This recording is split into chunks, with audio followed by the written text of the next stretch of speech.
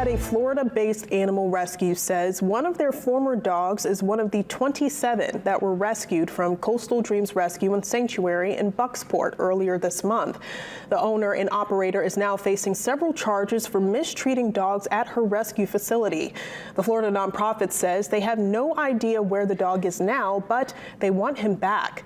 Sierra Hancock is the dog coordinator of Rags to Riches Animal Rescue in Tampa. They first heard of Alicia Krutulewski and her facility, Coastal Dreams Rescue and Sanctuary on Millvale Road, earlier this year. She says Krutulewski had a good reputation within the animal rescue community in Florida and here in Maine. That was until a few days ago. Hancock says they sent Krutulewski a 1.5-year-old pit bull named Howler to her in April. This was after Krutulewski had said she was capable of taking care of him. Rags to Riches Animal Rescue even donated $5,000 to Coastal Dreams Rescue to help with expenses, but in return, they wanted updates on Howler. Hancock says Krutulewski was good at giving them updates in the beginning, but they say they saw some red flags in early June.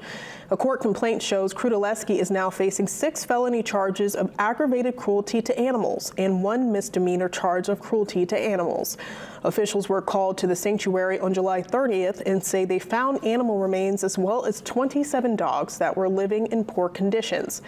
Officials say 6 sets of dog remains were found in trash bags and crates.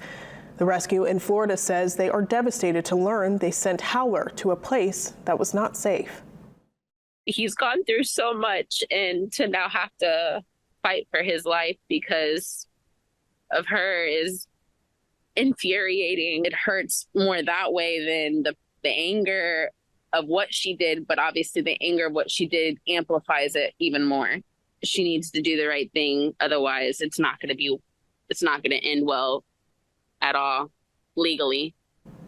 Hancock says their animal rescue plans to take legal action against Krutulewski.